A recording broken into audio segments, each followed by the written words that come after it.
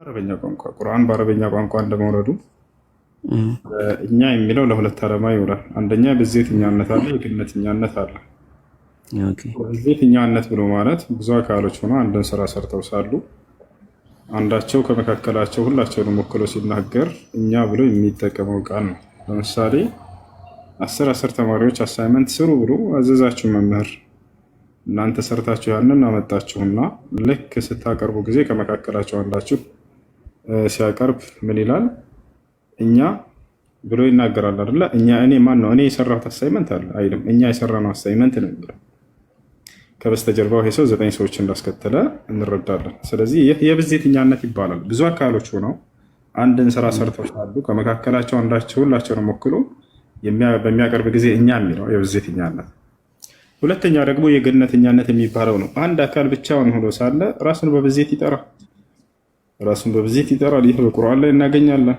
ሌላ አካሎች ለምሳሌ ኸድር ዓለይሂ ሰላም በሱረቱል ከህፍ ላይ የኸድርን ታሪክ ታውቃለህ አይደለ? ከሙሳ ጋር ያለው እዚያ ስናይ ጊዜ እኛ እያለ ይናገራል። ፈኸሺና አን ዩርሂቀሁማ ጡግያነን ወኩፍራ፣ ፈራን እንዲህ አደረግን ምናምን እያለ ይናገራል ኸድር። ይህ ነው። ሁለተኛ ከዛሊክ ፊርዓውን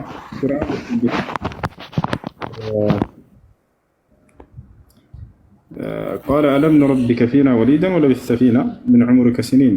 እኛ ሙሳ ዓለይሂ ሰላም ወደ እርሱ በመጣ ጊዜ እኛ አልተንከባከብንህምን? አላሳደግንህምን? እንዲህ አላደረግንህምን? እያለ ይናገራል። ራሱን ፊርዓውን በብዜት ይጠራል። እና አንድ አካል ራሱን በብዜት እኛ በሚል ቃል መጥራቱ ግነትን ለማሳየት እንጂ ብዜትን አይደለም። ታዲያ አላህ የትኛውን አስቦ ነው ወደሚለው ስንመጣ ጊዜ ብዜትን ከሆነ ወይንስ ግነትን እንመልከት። እኛ በራሳችን አይደለም የምንወስንለት። አላህ ስብሐነ ወተዓላ ራሱ ሲናገር ምን አለ? ስለ ራሱ ስንት እንደሆነ ቁል ሁወ አላሁ አሐድ፣ በል እርሱ አላህ አንድ ነው አለ። ወኢላሁኩም ኢላሁ ዋሂድ፣ እኔ አምላካችሁ አላህ አንድ አምላክ ብቻ ነኝ አለ። አየህ፣ እሺ ሁለት እንዳልሆነ ራሱ ሁለትን ጠቅሶ ተናግሯል። ሁለት ነው እንዳትል ማለት ነው። ወላ ተተኺዙ ኢላሀይን ኢስነይን ኢነማ ሁወ ኢላሁ ዋሂድ አለ። ሁለት አምላክ አድርጋችሁ አትያዙኝ፣ እኔ አንድ አምላክ ብቻ ነኝና አለ።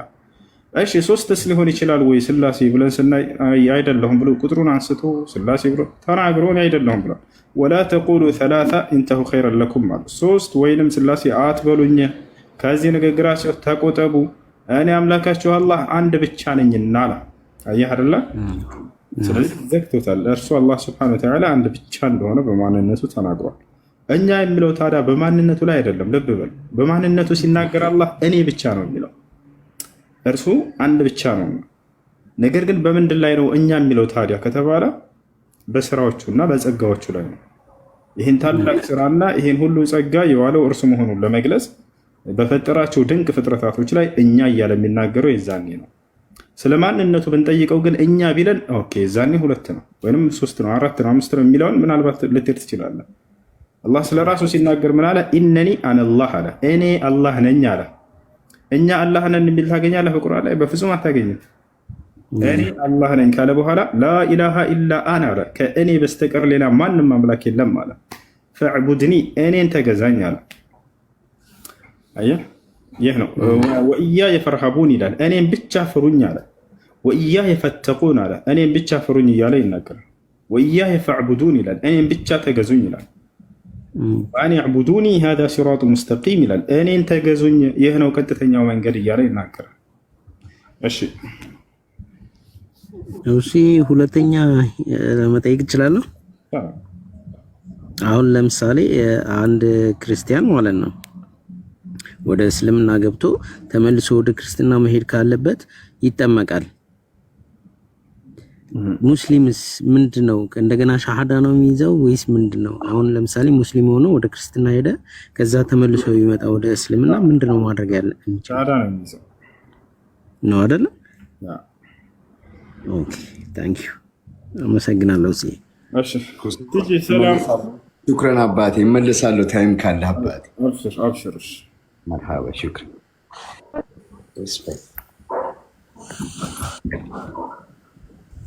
ሰላም ሰላም ትጂ፣ እንዴት ነሽ?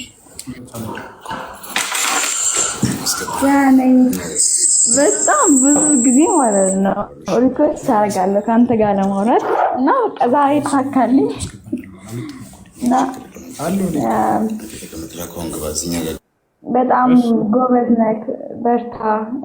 ብዙ ሰዎችን ወደ ትክክለኛ መንገድ እየመራክ እንደሆነ ይሰማኛል እና የምታስተምራቸው ነገሮች አቴ ፖይንት በቃ በጣም ደስ የሚሉ ናቸው። ሰው የምታከብርበት በቃ በጣም ትለያለህ፣ ጎበዝ እና አንዳንድ ንጽጽሮችን አዳምጣለሁ ምንድነው ቲክቶክ ላይ ገብቼና ሰማው ምንድነው ክርስቲያኖችን ለማሳመን ሲሉ የሆነ ይጮሃሉ፣ የሆነ አዳምጧቸው ከስር ያወራሉ እና እሱ ነገር አንተ ጋር የለምና አለ ግን ያው ይሻላል። አንተ የሆነ ኃይለ ቃል ሲናገሩና ብቻ ነው ታስቆማቸውና እሱ ነገር በጣም አሪፍ ነው። በርታ እና እዚህ ላሉ ክርስቲያኖች መናገር የምፈልገው ነገር ምንድነው ያው እስቲ 1.7K ሰው አለና ክርስቲያኖች አጠፉም ሰው ትክክለኛው መንገድ ኢስላም ነው ብዬ አምናለሁ። እኔ ማለት ክርስቲያኖች ውስጥ ያደግኩትና ኦርቶዶክስ ናቸው ቤተሰቦቼ። በጣም ከባድ ነው። የሆነ በቃ ያደጋችሁት ነጠላ ለብሳችሁ ነው ያደጋችሁት። እጣን ቤተክርስቲያን ውስጥ እየሄዳችሁ ቤተክርስቲያን ውስጥ እጣን ያሽተታችሁ ነው። ነጠላ ለብሳችሁ እየሄዳችሁ ነው። በቃ ይሄ ውዳሴ ማርያም እሱን እያነበባችሁ ነው ያደጋችሁት እና ከዛ ሃይማኖት ማውጣት በጣም ከባድ ነገር ነው አውቃለሁ። የምታውቁት ህይወት ያ ነው እና እኔ በቃ በጣም ያለቀስኩት ትክክለኛ ሃይማኖት እንዳልሆነ ስረዳ ማለት ነው። እና እባካችሁ ደግሞ እዚህ ጋር ንጽጽር የምታቀርቡ ሰዎች ሙስሊሞች በቃ እነሱ የሚያውቁት ህይወት ክርስቲያኒቲ ነው። እናንተ ኢስላም ትክክለኛ ሃይማኖት አይደለም ብትባሉ ምንድነው የሚሰማችሁ? የኖራችሁት ህይወት እንዳለ ውሸት እንደሆነ ብታውቁ ምንድነው የሚሰማችሁ? ስንት ደም የሚያለቅስ ሰው አለ። ገባ? ይሄ የእናት የአባት ነገር አይደለም፣ ሃይማኖት ነው። በቃ አምላኬ ቤተሰብ እኮ ይገርፍሃል፣ ይመታሃል፣ ቢያንስ ክፉ ነገርን ከነሱ ታያለክ።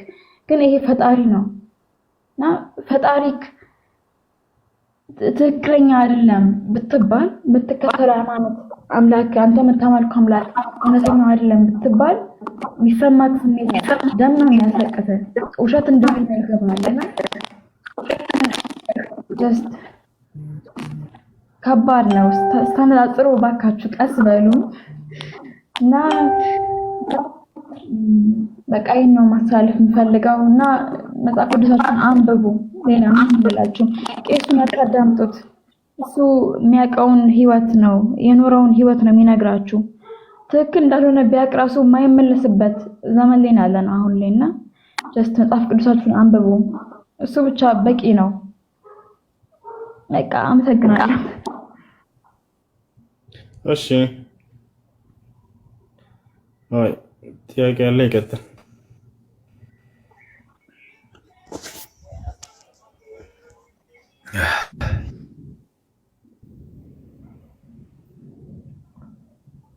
ሁሱ ሰላም አለይኩም። ወአለይኩም ሰላም ወራህመቱላህ። አንተ ቤት መጣ ነበር ክርስቲያኖኝ በፊት አሁን ሻሃዳ ተቀብያለሁ እና አንድ ጥያቄ ልጠይቅ ነው። ያው ያ ሻሃዳ የሚያስኩት በአንተ ምክንያት ነው። እሺ በጣም አመሰግናለሁ። እሺ እንደም ማሻአላህ። እሺ አድሜ ለአንተ እና እኔ መጠየቅ የምፈልገው ማለት ነው አሁን ኢየሱስ ክርስቶስ አሁን በመጽሐፍ ቅዱስ ማለት ወደዛ እንትን ለማለት ሳይሆን እኔ መረዳት የፈለኩት ነገር አለና ኢየሱስ ክርስቶስ ሲያስተምር ስለ አንድ አምላክ በጣም ደጋግሞ አስተምሯል። ስላሴ የሚለው ሐሳብ መጽሐፍ ቅዱስ ላይ ምንም በግልጽ የተቀመጠም ነገር የለም አይደለ? አሁን ኢየሱስ ክርስቶስ ያ ሲያስተምረው የነበረው እሱ የነበረው አሁን እነሱ ላለመቀበል ነው እንጂ ያ አምላኩ አላህ ነው አይደለ? አዎ በመጽሐፍ ቅዱስ አይደለ? አዎ የአረብ ክርስቲያኖች ማለት ያምኑበታል። የአምላክ ስም አላህ እንደሆነ ያምናሉ። መጽሐፋቸውን ሄዳችሁ ብታዩት ከኦሪት ዘፍጥረት እስከ ራዕይ ድረስ የአምላክ ስም አላህ ነው የሚለው። ኦሪት ዘፍጥረት ምዕራፍ 1 ቁጥር 1 ፊል በድኢ ኸለቀ አላሁ ሰማዋት ወልአርድ ነው የሚለው። አላህ በመጀመሪያ ሰማይና ምድርን ፈጠረ ነው የሚለው። የሀገራችን ክርስቲያኖች እግዚአብሔር የሚለው የአምላክ ስያሜ ከዚህ ከኢትዮጵያ ከራሱ የተወሰነ እንደሆነ ያውቃሉ። ምናልባትም ላያውቁ ይችላሉ ከታች ያሉት። ከኢትዮጵያ ውጭ የትኛውም ዓለም ሄዳቸው የአምላክ ስም እግዚአብሔር ነው ብትሉ የሚሰማቸው ይህ ነው። እሺ ሌላ አንድ ጥያቄ ነበረኝ መጨረሻ። እንደነገርኩ እኔ በቅርብ ጊዜ ነው 1 ወርም አልሞላኝ ገና እንትን ከያዝኩና ሻሃዳ ከያዝኩኝ እና እንትን አሁን ከክርስቲያኖች ጋር ሄደ አሁን እነዚህ የክርስቲያን ፕሮግራሞች ላይ መሳተፍ ምናምን በእስልምና እንዴት ነው የሚታየው? እሺ ክርስቲያኖች ጋር መኗኗር የሚለውን በተመለከተ ከሌላ ከማንኛውም እምነት ተከታይ ጋር ሊሆን ይችላል። ማህበራዊ ህይወት ከሆነ ስለዛ ከሆነ ጥያቄው ሃይማኖታዊ ነክ በሆኑ ነገራቶች ላይ አይቻልም። ከዚያ ውጭ ግን እሱን በምድራዊ ህይወታቸው ላይ አንድ ክርስቲያን ታሞ ለማሳከም ለምሳሌ እየተዋጣ ገንዘብ ብታገኙ ብታዋጡ ችግር የለው። አንድ ክርስቲያን ተርቦ ሊያን ሰውዬ ለማዳንና ለማብላት ባዋጡ ቢባል ችግር የለው። በምድራዊ ህይወታቸው ላይ መልካም ብትውሉላቸው በአጠቃላይ ችግር የለው። ነቢያችን ሰለላሁ ዐለይሂ ወሰለም ተናግረዋል። ሐዲስ ላይ ማና ቁርአን ላይ ራሱ አላህ ሱብሓነሁ ወተዓላ ሲናገር ላ የንሃኩም ላሁ ዐን ለዚነ ለም ዩቃቲሉኩም ፊዲን ይላል። እነዚያ በሃይማኖታችሁ የማይዋጓችሁን ሰላማዊ የሆኑ የሌላ እምነት ተከታዮች መልካም ብትውሉላቸው አልከለክላቸውም ብሏል። ሃይማኖታዊ በሆነ ነገር ላይስ የዛኔ አይቻልም። እንዳውም ከዚያ ነገር እንዲወጡና ወደ ትክክለኛ የነቢያት መንገድ እንዲመለሱ ማስተማር ነው ያለበት ሙስሊም። እሺ አምላክ ተወለደ ብለው ሲያከብሩ ብታይ አይ አምላክ አይወልድም አይወለድም ብለህ ታስተምራቸዋለህ እንጂ እንኳን አምላካችሁ ተወለደ የሀገሬ ሰዎች ናችሁና እኛ ባህላችን አንድ አብረን እንድናከብር ይፈቅድልናል ምናምን፣ ይሄ አያስኬድም። እንደዚህ ይሄ እነሱን መሰወት ነው፣ እነሱን ማታለል። አምላክ ሞተ ብለው ሲያከብሩ ጊዜ ለአብሮ ከዛ ይገራል። አምላክ እንደማይሞት ያስተምራቸዋል ነው። እሺ እሱ በጣም አመሰግናለሁ። አላህ ይጠብቅ። ያው እኔ በጣም ነው ማመሰግን። ለኔ ቁጥር አንድ የመጀመሪያው አንተ ነህ። በቃ ሌላ ማንም በቃ ትልቅ ለኔ እንደዚህ ህይወቴ መቀየሩ ምክንያት አንተ ነህ። አላህ ይጠብቅ። እና በአንተ በስምህ ራሱ እንደምንከበር ታውቃለህ አይደለ? ግን በስምህ ሁሱ ብለን ጠርተን እንደምንከበር ታውቃለህ። እና በርታ ወንድሜ። አሜን። አላህ ይቀበለን፣ አላህ ያበርታን፣ አላህ ይጠብቀን። እሺ ሽክራን። ጥያቄ ያለ ይቀጥል። ጥያቄ ያላችሁ? ሄሎ ሰላም ነኝ። ሰላም። እሺ እግዚአብሔር ይመስገን። እንትን ስለ ኢየሱስ ክርስቶስ ያው ብዙ ታምራትን እንደሰራ እናንተ የቁርአንም ያው ኢሳያ ብዙ ታምራትን እንደሰራ ይናገራል አይደል? ከዛ ላይ ግን እንትን የኢየሱስ ክርስቶስ ደም ከኃጢአት ሁሉ ያነጻል የሚለውን ስለ ኢሳ እንትን ተናግሯል።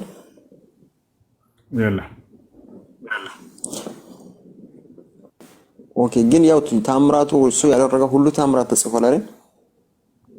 አምላክ ነው ሲያደርግ በአምላክ ፈቃድ እንጂ በራሱ ምንም ማድረግ አይችልም። አዎ ያ ሲያደርግ ራሶች አሉ። ግን እንትን የኢየሱስ ክርስቶስ ደም ከኃጢአት ሁሉ ያነጻል ይላል። በእስልምና ላይ ነው እንትን በክርስትና ላይ የትኛው ኃጢአት ነው የሚያነጻው? ከአዳም ኃጢአት። ያው መጀመሪያ ኢየሱስ ክርስቶስ ሳይመጣ በፊት ከአዳም ኃጢአት ነው ያልከው? ራሱ እንትን ቀስ እያልክ ከአዳም ኃጢአት የትኛው ኃጢአት ተባልክ? መለስ እሱን እና ከዚያ ወደ ሌላ ጉዳይ ትሄዳለህ። ከአዳም ኃጢአት ነው የሚያነጻና ሌላ ጉዳይ። ኦኬ እንትን ከዛ ኦኬ ከአዳም ኃጢአት መጀመሪያ ብሉይ ኪዳን ዘመን ላይ የነበሩ ሰዎች ንስሐ መግባት ከፈለጉ ምንድነው የሚያደርጉት? ሁለት አውራ በጎችን አምጥቶ ምን ኃጢአት ነው የሚያነጻው? አጭሩ ከአዳም ኃጢአት ሁላችንም እንትን ከአዳም ኃጢአት። አዎ ብሉይ ኪዳን ዘመን ላይ የነበሩ ሰዎች አንድ ኦኬ በተራ እናወራ በተራ እኮ የመለሰና ይሄን ከዛ ደግሞ አዎ ከእንትን ከአዳም አለመታዘዝ የአዳምን ኃጢአት አንተ ሰርተሃል አልሰራህም? ስለዚህ አዳም ኃጢአትን ሰርቷል። ሁላችንም በአዳም ኃጢአት ሞተን ነበረን። በክርስቶስ ግን የዘላለም ሕይወትን አገኘን። ግን ከዛ በፊት ብሉይ ኪዳን ላይ የነበሩ ሰዎች ምንድነው የሚያደርጉት? ለኃጢአት ቀስ በል እንጂ ስለ አዳም ኃጢአት እንጨርሰና ስለሌላ ደግሞ ትሄዳለህ። እሺ ቀስ እያልክ በኃጢአት ደግሞ ከኃጢአት ያነጻል አልክ። ከየትኛው ኃጢአት? ከአዳም ኃጢአት። የአዳም ኃጢአት ምንድን ነው? ምንድን ነው የአዳም ኃጢአት? አዳም ለእግዚአብሔር አለመታዘዝ። ያልታዘዘው ምን ሳይሰራ ቀርቶ ነው ወይንስ ምን ሰርቶ ነው? አትብላ የተባለውን ፍሬ በላ አይደል? እንትን እግዚአብሔር ያን ኃጢአት አንተ ሰርተሃል አልሰራህም? እኔ አልሰራውም። ግን ይሄን ፍሬ እኛው እኮ የአዳም እንትን ትውልድ ነን እኮ የአዳም ልጆች ነን። የማን ልጅ ነህ አይደለም ጥያቄው። ያን ኃጢአት ሰርተሃል ወይንስ አልሰራህም? እኔ አልሰራውም። ግን ያ ኃጢአት ሁላችሁም በአዳም ሞታን ነበራችሁ ይላል አይደል? ስለዚህ የአዳም በሰራው ኃጢአት አንተ እንደ ኃጢአተኛ ተቆጥረሃል ከአምላክ ዘንድ አይደለ? በዛ ምክንያት እኮ በዛ ሰዓት ነው ያው እግዚአብሔር ራሱ አዳምን እንትን ያው ላፍተት ይበላል ምናምን ብሎ እዛ ጋር ያወራው ያው ሁላችሁም በአዳም ኃጢአት ሞታን ነበራችሁ። ለፍተት ትበላለህ ያለው ማንን ነው? አዳምን። አንተስ? ያው እኛም እየለፋን ነው። የአዳም ኃጢአት እኮ ነው አሁን እኛም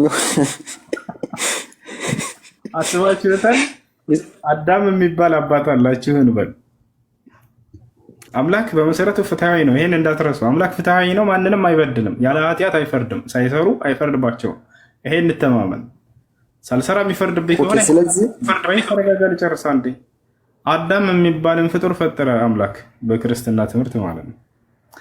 ይቺን የዛፍ ፍሬ እንዳትበላ ነው፣ በላ። ከዚያስ አጠቃላይ የአንተ ልጆች ሁሉ ኃጢአተኛ ናቸው ብሎ ሲፈርድባቸው ገና ሳይወለዱ ሳይመጡ በክርስትና አንድ ሰው ገና ሲወለድ ትልቅ የሚሰጠው ብስራት ኃጢአተኛ ነህ፣ የአዳም ኃጢአት አለብህ ተብሎ ነው። አስባችሁታል? ኃጢአተኛ ነህ ገና ስትወለድ። እንደ እስልምና አንድ ሰው ገና ሲወለድ ሙስሊም ነው፣ ለአምላኩ ታዛዥ የሆነ ነው። አምላክ አላህ ሱብሓነሁ ወተዓላ ወዲያው ቢሞት ያን ህፃን ልጅ ወደ ገነት እንደሚያስገባው ቃል ገብቷል በነብዩ ሰለላሁ ዐለይሂ ወሰለም አንደበት። ገና ስትወለድ ግን ኃጢአተኛ ነህ ተብለህ ብስራት ይመጣልህ። አንተ ያን ኃጢአት ሰርተሃል ወይ? የአዳምን ኃጢአት አልሰራህም ማለት ይሄ ምስኪን ልጅ ግን ኃጢአተኛ ተብሎ እሱ ተከትሎ ያው እኛም ዛሬ እሱን ኃጢአት ለመሻር ኢየሱስ ክርስቶስ በስጋ መጣ። ያው ከዛ ኢየሱስ ክርስቶስ ሲሞት ኃጢአታችንን ያው ማስተሰሪያ ሆነ። አስቡት ደግሞ ሌላ ዱብዳ ኃጢአተኛ ተብለዋል ምንም ኃጢአተኛ ሳይሰሩ ሰዎች። ለዛ እኮ ነው የኢየሱስ ክርስቶስ ደም ከኃጢአት ሁሉ ያነጻል የተባለው። ምን አለ? እንደ ክርስትና አንድ ሰው አዳም ኃጢአት ሰርተዋል፣ የአዳም ልጆች እንዳለ ኃጢአተኛ ተብሎ ተፈረጁ ከአምላክ ዘንድ። ይሄ አልበቃ ብሎ ሳይሰሩ ማለት ነው። የአዳምን ኃጢአት ሰርተዋል ወይ? በፍጹም አልሰሩም። ኃጢአተኛ ናቸው ግን ለምን? የአዳም ልጆች ስለሆኑ አባታቸው ኃጢአት ስለሰራ ማለት ነው። አስቡት። እንዳለ የሰው ዘር ሁሉ ኃጢአተኛ ነው ተባለ። ጥሩ። ከዚያስ በኋላ ከዚያ ደግሞ ለኃጢአታቸው ማስማሪያ ደግሞ አምላክ ራሱ ሰው ሆኖ መጣና ተገደለ፣ ተሰቀለ። አሁን ደግሞ ተምሮላቸዋል፣ አለቀ። ምንድነው ሚናዬ? ኃጢአቱን ስሰራ ወፍ የለበትም አዳም ኃጢአት ሲሰራ። እሺ ስድንስ ምንድነው ሚናዬ? አንተ ምንም ሚና የለህም። በቃ ኢየሱስ የሚባል አካል መጥቶ ሞቶልሃል፣ ትድናለህ በዚህ ህመም ብቻ። هل هذا يقبل العقل? هاي برو يقبلዋል? ባልሰራው ሰርተ ልክ እንደ ኃጢአተኛ ተፈረጀህ ከመጀመሪያው ማለት ነው። ለዚህ ብሉይ ኪዳን ዘመን ላይ የነበሩ ሰዎች ንስሐ መግባት ከፈለጉ በጎችን ሁለት አውራ በጎችን እንትን እያመጡ ነበር የሚያርዱ። ግን ኢየሱስ ክርስቶስ ከሞተ በኋላ ማንም የሆነ በግ ሆነ ምንም አይነት መስዋዕት አያስፈልግም። ለምን? ኢየሱስ ክርስቶስ ስለኛ ስለሞተ። እሺ ኢየሱስ ክርስቶስ ስለ አዳም እንደመጣ ተናግሯል። ኢየሱስ ክርስቶስ እንደሚመጣ ያው ብሉይ ኪዳን ዘመን ላይ ኢየሱስ ክርስቶስ እንደሚመጣ ትንቢት ስለነበረ ኢየሱስ ክርስቶስ መምጣት አይደለም ጥያቄ። ኢየሱስ ክርስቶስ የመጣበት ዓላማ አዳም ለሰራው ኃጢአት ሊያስተሰርይልን ነው ብለሃል አይደል? ቅድም አዎ አዎ። በጣም ጥሩ። ታዲያ ኢየሱስ ክርስቶስ ይህን ተናግሯል ወይ አስተምሯል? ለምን ዓላማ እንደመጣ መቼም መናገር አለበት። ሲመጣ ጊዜ ኢየሱስ ክርስቶስ እኔ የመጣሁት አዳም በሰራው ኃጢአት ምክንያት የሰው ልጆች ኃጢአት ላይ ወድቃቸዋልና ከዚያ ኃጢአት ላስተሰርይላችሁ ነው የመጣሁት ብሎ ተናግሯል ወይ? አዳምንና ኃጢአቱን ተናግሯል ወይ? አስለን ከመሰረቱ ኢየሱስ ክርስቶስ ተናግሯል። ማስረጃ አስተር እንትን መጀመሪያ ትንቢት ስለነበረ ያው ትንቢተ ኢሳይያስ 59:16 ላይ ኢየሱስ ክርስቶስ ስለ አዳምና ስለሰራው ኃጢአት የተናገረበትን አጭር ጥያቄ። አዎ ስለዚህ ትንቢተ ኢሳይያስ 59:16 ላይ እናያለን። ምን አለ? ኢየሱስ ክርስቶስ ሲያስተምር ጊዜ የመጣበትን ዓላማ እኔ የመጣሁት አዳም ለሰራው ኃጢአትና በዚያ ለተላለፈባቸው ኃጢአት ላስተሰርይላችሁ ነው። ኦኬ ኢየሱስ ክርስቶስ ሲመጣ ያው ምድር ላይ እንትን ያው ቦታውን ላነብልኝ ትንቢተ ኢሳይያስ 59:16 ላይ ሁሉም ሰው ኃጢአተኛ ነው። ለምን? በአዳም ልንገሪ በአዳም ምክንያት ሁሉም ሰው ኃጢአተኛ ነው። ጥያቄ ምንድን ነው ያልኩት? ድገመው ጥያቄው። ኢየሱስ ክርስቶስ በአዳም እንትን ምክንያት ነው ወደ ምድር የመጣው ብሎ ለምን አልተናገረም? ያው ለዛ ኢየሱስ እግዚአብሔር ወደ ምድር ሲመለከት ሁሉም ሰው ኃጢአተኛ ነው፣ አንድም ንጹህ ሰው አልነበረም። ያን ጊዜ እግዚአብሔር ምን አደረጋ? ክንዱን አመጣ። ያ ክንዱ ደግሞ ለኃጢአት ሁሉ ማስተስረያ ሆነ። አዳምጠኝ።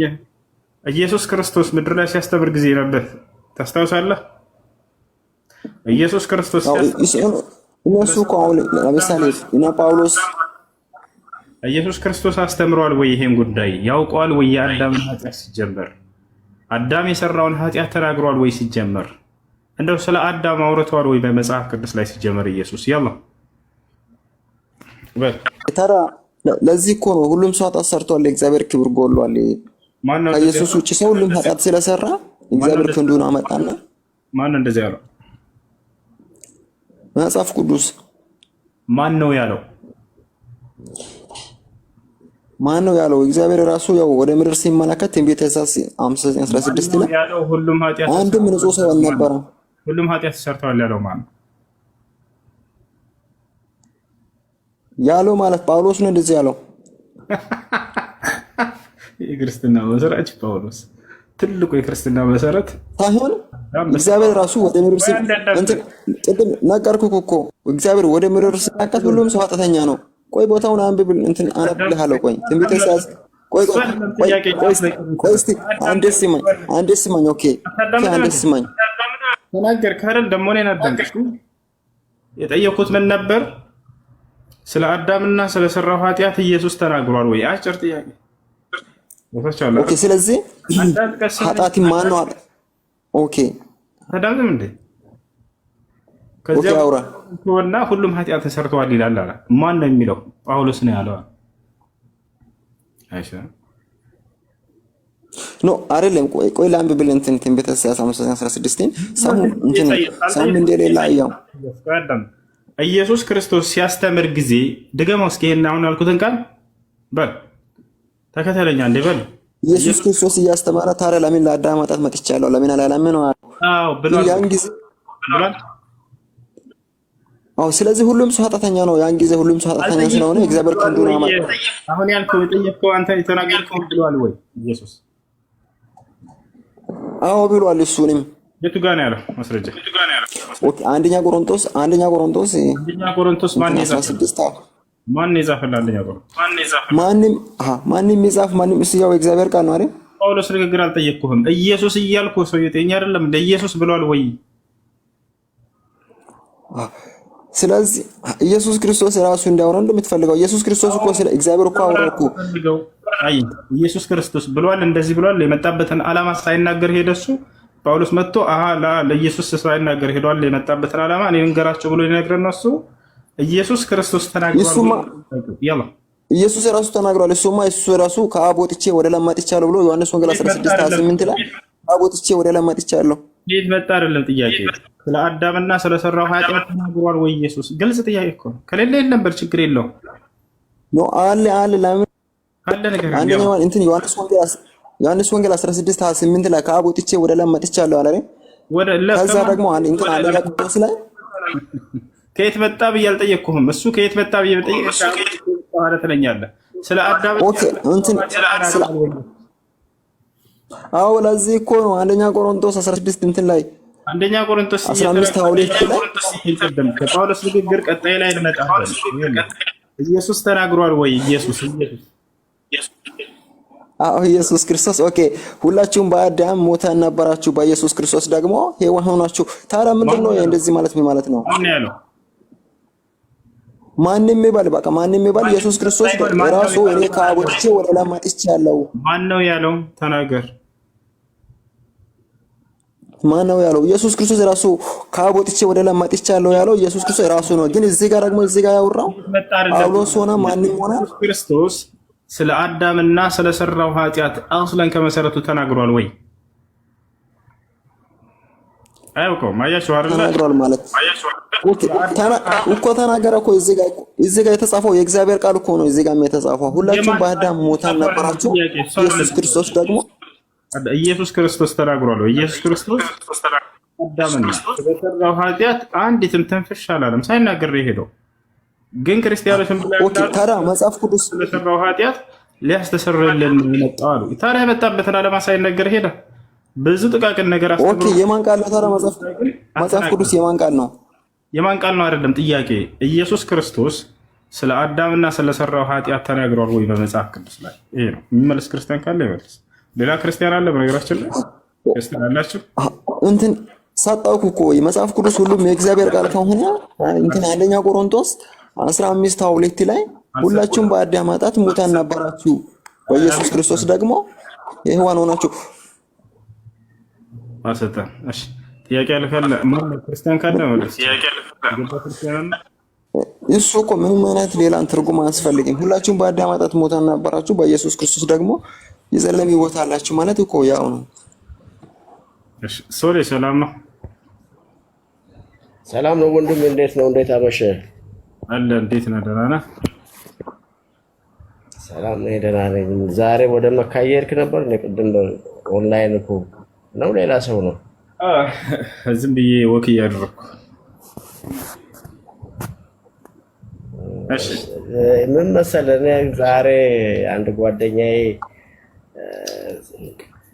የተወያያችሁበትን ይዞልኝ መጥቶ ስለ ርብቃ መቼ እንደሆነ ቀኑ ትዝ አይለኝም እና በ3 ዓመት ነው ይስሐቅ ያገባት የሚል ከመጽሐፍ ቅዱስ ላይ ማስረጃ እሱ አንብቦልናል ብሎ ቪዲዮውንም ሰጠኝ።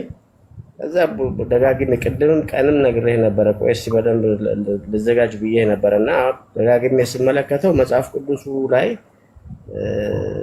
ሳየው የለም ርብቃ 3 ዓመት ልጅ መሆኗን እና ይስሐቅ 40 ዓመት ልጅ ሆኖ እንዳገባት የሚናገር ነገር የለም መጽሐፍ ቅዱስ። እና እኔ ምንድነው ከየት መጥቶ ነው ይሄ ብዬ ነው ይሄ ልጠይቅህ የገባሁት። እሺ እንግዲህ በብሉይ ኪዳን በዕብራይስጥ የተጻፈው አይደለም። እዛ ዕብራይስጡ ላይ ሄደን ስናየው ጊዜ ማብራሪያው ላይ እንደዚህ አውላ አስቀምጡት። ማብራሪያው ላይ ሳንሄድ ራሱ ሳራ ኢስሐቅን በስንት ዓመቷ ነው የወለደችው? ሰው ላይ ታውቃለህ? አዎ በ90 ዓመቷ መሰለኝ የወለደችው። 90 ዓመቷ ወለደችው። በስንት ዓመቷ ሞተች ሳራ ይላል መጽሐፍ ቅዱስ? መጽሐፍ ቅዱስ ሳራ በ100 ምናምን ዓመቷ መሰለኝ ሞተችው። በ127 ዓመቷ ሞተች ይላል። እሷ ሳራ በሞተችበት ጊዜ ርብቃ እንደተወለደች ይናገራል መጽሐፍ ቅዱስ። ርብቃ ተወለደች ከዚያ በኋላ እያለ ሳራ ሞተች በ127 ዓመቷ ይላል።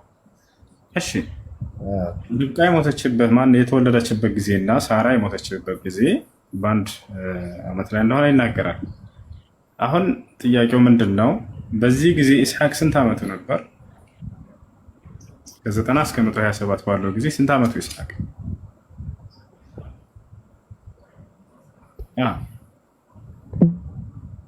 ስንት ዓመቱ? 37 ዓመት። በ40 ዓመቱ ነው እሷን ለማለት እኮ አንተ እየጠየቅኩህ ነው። አንተም ብን ያገባት የሄደው 40 ዓመት።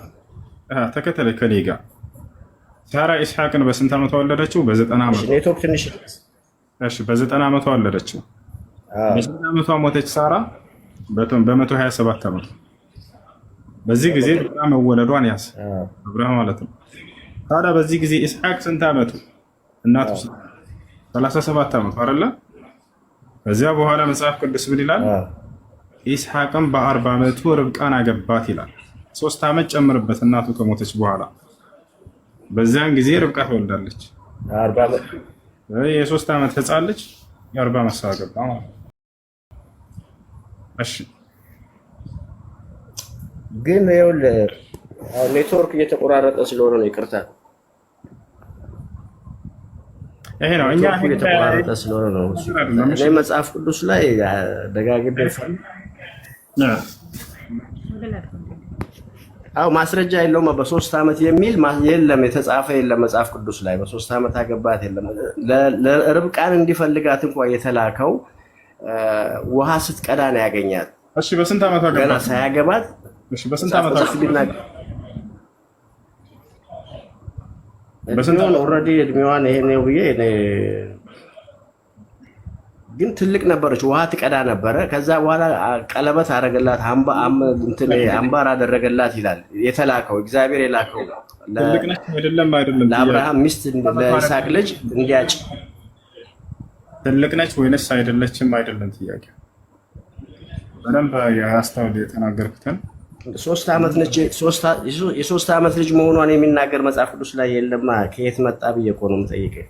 እሱን ስታስበው የምታገኘው ነው አልኩህ እኮ። እሺ ያንን ደግሞ ከፈለግከው ምናልባት ማብራሪያውን የብሉይ ኪዳን ማብራሪያ እዛ ላይ ከፈለክ ላሳየህ እችላለሁ። እሺ እኮ ንገረኝ እስኪ ለአንብበው፣ የቱ ጋር ነው ያለው? እሺ እንግሊዝኛ ታነባለህ?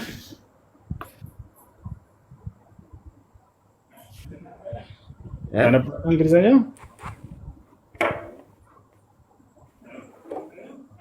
አነባለሁ።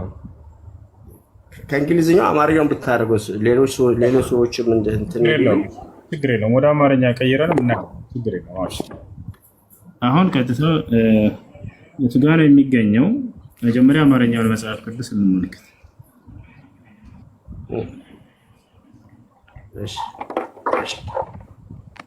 እሺ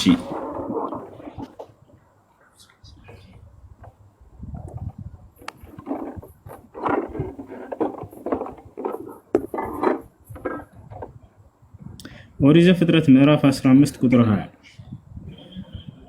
ይታያል። ኢስሐቅም 40 ዓመት ሲሆነው ርብቃን አገባ ይላል አይደል? ርብቃን አገባ። ኦሪት ዘፍጥረት ምዕራፍ 25 ቁጥር 20 አይደል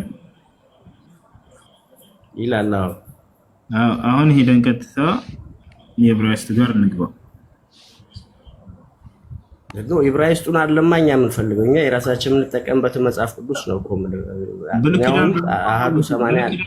ኦኬ ብሉይ ኪዳን በምን ቋንቋ ነው የተጻፈው? መጀመሪያ በአማርኛ ነው ወይንስ በዕብራይስጥ ነው? በዕብራይስጥ ነው የተጻፈው መጀመሪያ። አዎ አንተ ጋር ያለው መጽሐፍ ቅዱስ ነው ወይንስ የመጽሐፍ ቅዱስ ትርጉም ነው? መጽሐፍ ቅዱስ ነው ያለው። አሃዱ 81 የሚባል መጽሐፍ ቅዱስ። አንተ ጋር ያለው መጽሐፍ ቅዱስ ሳይሆን የመጽሐፍ ቅዱስ ትርጉም ነው ያለው። ስለዚህ በዕብራይስጥ ነው የተጻፈልህ አይደል? አንተ የአማርኛውን ነው የሚቀበለው፣ እሱ ከሱ አልቀበልም እያልክ ነው? አዎ አማርኛውና እንግሊዝኛው ነው ያለኝ። ከእንግሊዝኛው አላን ትቀበላለህ? በእንግሊዝኛ ነው እንደ ሀገራችን ላይ ያለው? አይ ኖ እዚህ ሳወርደው ዳውንሎድ ሳደርገው አማርኛና እንግሊዝኛ ነው ያለው ለማለት ነው። በዛት ማለት አማርኛውን ነው። ያ እና እዚህ ጋር ላሳየህ። ኦሪት ዘፍጥረት ምዕራፍ 25 ቁጥር 20 ይታያል። ይሄ እኮ የዕብራይስጥ ቋንቋ ነው፣ የእስራኤሎች ቋንቋ ነው እኮ። ስለዚህ ይሄን ወደ አማርኛ ቀይረን ነው እዚህ ውስጥ ማለት ነው። ምን ትላለህ? ያስማማል? እኔ አላምንበትም። ይሄን እኔ የማምነው መጽሐፍ ቅዱስ ነው። አሁን በብዛት አንዳንድ ጊዜ ስለ ረሱል አነባለሁ ታውቃለህ። እኔ ብዙ ምርምር ውስጥ ነው ያለውና አሁን አንዳንድ ስለ ረሱል የተለያየ መጽሐፍ ሲሉኝ አልከተልም። ሶሪ አንተ መጀመሪያ የተጻፈው ያለበትን አልፈልግም እያልኩ ነው፣ በአማርኛ ነው የምፈልገው አልኩ። እዚህ ጋር ገብቼ ላሳይህ። አዎ የኛ መጽሐፍ ቅዱስ ኢትዮጵያ የምንጠቀምበት መጽሐፍ ቅዱስ ወይም ደግሞ ሌላ ሀገር የሚጠቀሙበት መጽሐፍ ቅዱስ በሱ ንገረኝ። ይሄ ግን የዕብራይስጡን እኛም ተምረንም አናውቅም። እኮ እኛም እኮ አልተማርንም። አሁን ሁላችንም አልተማርንም። ነገር ግን ይሄን ቀጥታ ሄደን ወደ አማርኛ እንቀይረው ነው። እዚህ ጋር ገብተን ምን ትላለህ? እና ለማንኛውም ባትፈልገውም ገብተን አንብበው ነው ለእውቀት ጥሩ ነው። አንብበው። እኔም ጉጉል ላይ ካለም ዳውንሎድ አድርገውና እንደገና ቼክ አደርጋለሁ። አንተ አትፈልግም ይሄን? ኦኬ ኖ ለስማም አንብበው፣ ችግር የለም። እውቀት ነው። ያው እና እሺ ወደ አማርኛ ልቀይረው ነው። እሱን አስመልክቶ እዚህ ጋር የተነገረውን ወደ አማርኛ ልቀይርላችሁ አንዴ።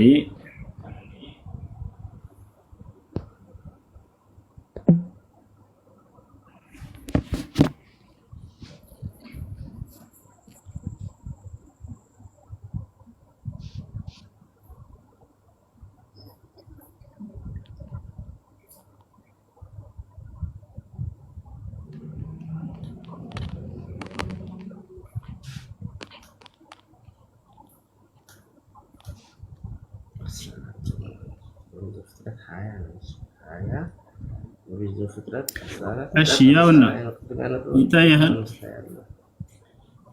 እሺ ምን ይላል? ርብቃ መወለዱ ሰምቶ የሚለው አለ።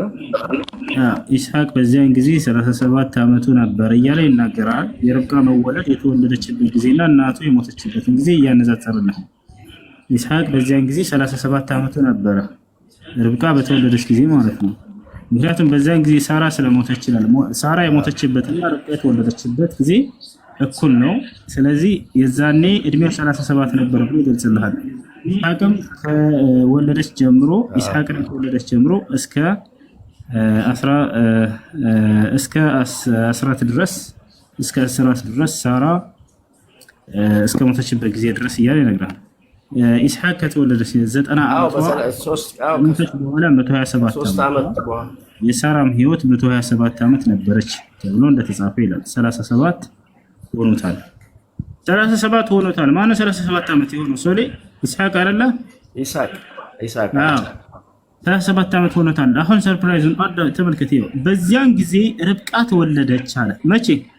እሱ የ37 ዓመት ሰው ሲሆን በዚያን ጊዜ ርብቃ ተወለደችና ለትዳር ተስማሚ እስክትሆን ድረስ ጠበቀች። ስንት ዓመት? 3 ዓመት። ከዚያም አገባት። አላህ 3 ዓመት በ3 ዓመት የ3 ዓመት ህፃን ልጅ አገባ። ይሄ አሁን የሚለው ልክ ነው። የዕብራይስጡ አጻጻፍ ልክ ነው። ግን ይሄ መጽሐፍ ቅዱስ እኛ የተማርነው መጽሐፍ ቅዱስ የሚለው ግን ሊያጫት እንኳን የሄደው በወንዝ ዳር አግኝቷት ቀለበትና አምባር ሲያደርግላት እግዚአብሔር ልኮት ሊያጫት ሲሄድ ትልቅ ነበረች። ኬት ነው ያወጣው። 40 ዓመቱ ሰውዬ የ3 ዓመት ህፃን ልጅ አገባ። ነብዩ መሐመድ ሻናቅቶ ይሏቸዋል። እሺ ሌላ ጥያቄ አለ? ጥያቄ ካለ ጠይቅ። ሶሊ ቆይ አንድ ከዛ በኋላ ስንት ዓመት ኖረ ኢስሐቅ? ከዛ በኋላ ስላለው ሳይሆን ያገባትን እድሜ ነው አሁን እና ያወጣ ነው። ከዛ በኋላ ሺህ ዓመት ይኖር ነው የሚያገባ። አዎ እኮ ከዛ በኋላ ብዙ ልጆች ወለደች አይደል? መንታ ወለደች፣ ብዙ ልጆች ወለደች እና እሱ በስንት ዓመት ሞተ? አይገናኝም እኮ። እሷ እኮ ለመጸነስ ራሱ 14 ዓመት በላይ መሆን ያስፈልጋል። 3 ዓመት ነው የጠበቀው። እናቱ ስትሞት ጊዜ ርብቃ የዛኔ ተወልዳለች ካሉ በኋላ ምን አለ? እሷን ለማግባት 3 ዓመት ጠበቀ። ለትዳርም ተስማሚ ሆነች ይላል ነው። የ3 ዓመት ህፃን ልጅ ለትዳር ተስማሚ ሆና ርብቃም በ3 ዓመቷ እሱ በ40 ዓመቷ ገባት እያለ ነው የጌታ ሰው። እሺ ሌላ ጥያቄ ካለ ጠይቀን ወይንም እንጠይቅህ። ሶሊ ጥያቄ አለ?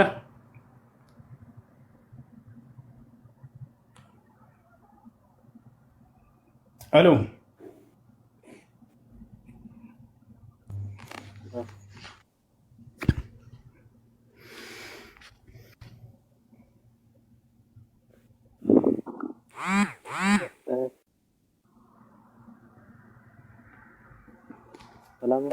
እሺ ልጆች ጥያቄ አላችሁ? እሺ ጥያቄያቸው ምንድን ነው?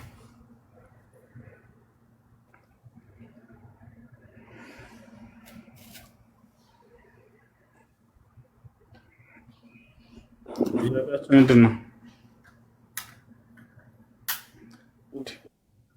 ኔትወርካቸው አይሰማም። ነዝሉሁም ተሕት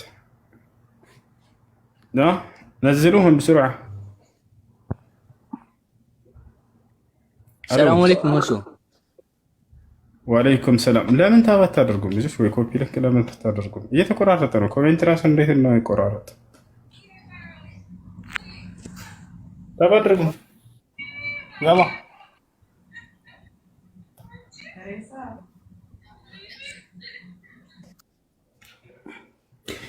እሺ ታባት ታደርጉ። በጣም ያሳዝናል። በጣም ያሳዝናል። ቅዱሳን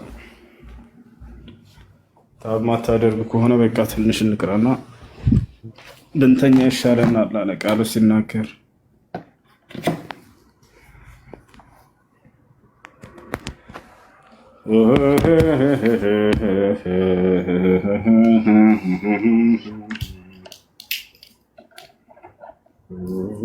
ነገ ጁምዓ ነው። ነገ ጁምዓ ነው። ነገ ጁምዓ ነው።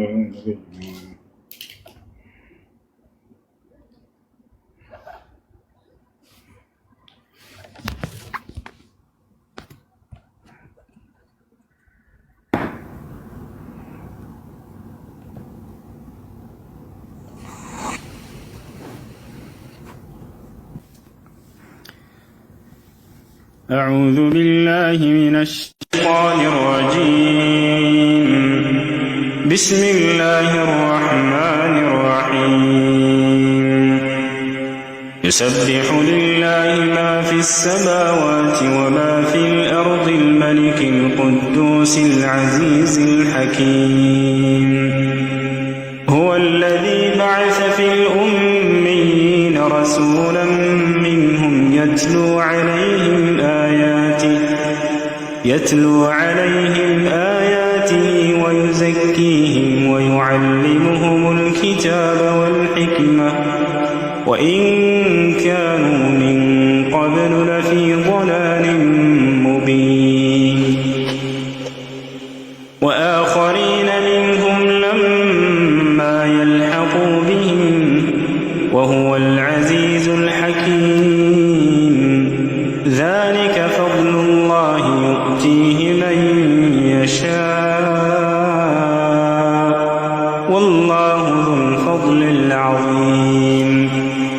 مثل الذين حملوا التوراة ثم لم يحملوها كمثل الحمار يحمل أسفارا بئس مثل القوم الذين كذبوا بآيات الله والله لا يهدي القوم الظالمين.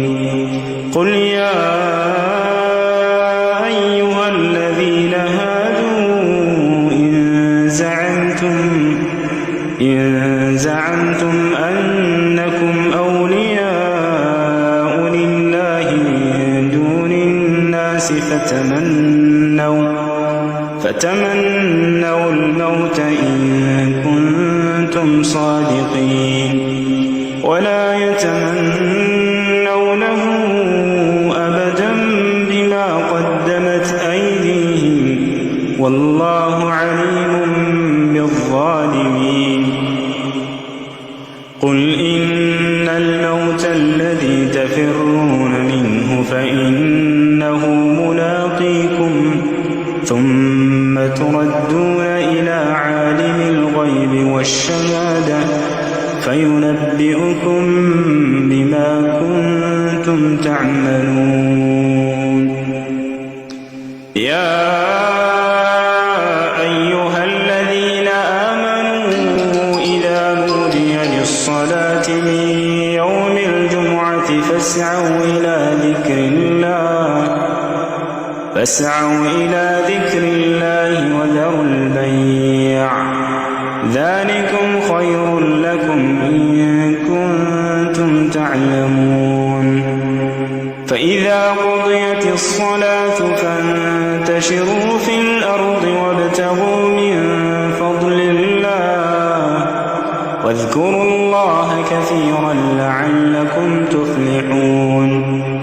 وإذا رأوا تجارة أو لهوا انفضوا إليها وتركوك قائما.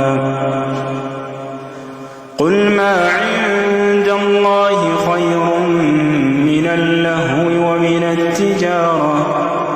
والله خير الرازقين. بسم الله الرحمن الرحيم. ألف لام ميم. تنزيل الكتاب لا ريب فيه من رب العالمين. أم يقولون افتراه بل هو الحق من ربك لتنذر قوما ما أتاهم من نذير من قبلك لعلهم يهتدون. الله الذي خلق السماوات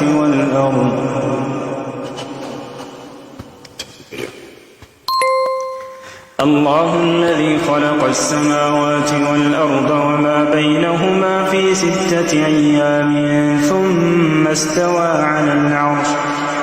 ما لكم من دونه من ولي ولا شفيع أفلا تتذكرون. يدبر الأمر من السماء إلى الأرض ثم يعرج إليه في يوم كان مقداره 1000 سنة مما تعدون. ذلك عالم الغيب والشهادة العزيز الرحيم الذي أحسن كل شيء خلقه وبدأ خلق الإنسان من طين ثم جعل نسله من سلالة من ماء مهين ثم سواه ونفخ فيه من روحه وجعل لكم السمع والأبصار والأفئدة قليلا ما تشكرون. وقالوا أئذا ضللنا في الأرض أئنا لفي خلق جديد بل هم بلقاء ربهم كافرون. قل يتوفاكم ملك الموت الذي وكل بكم ثم إلى ربكم ترجعون. ولو ترى إذ المجرمون ناكسوا رؤوسهم عند ربهم ربنا أبصرنا وسمعنا فارجعنا نعمل صالحا إنا موقنون. ولو شئنا لآتينا كل نفس هداها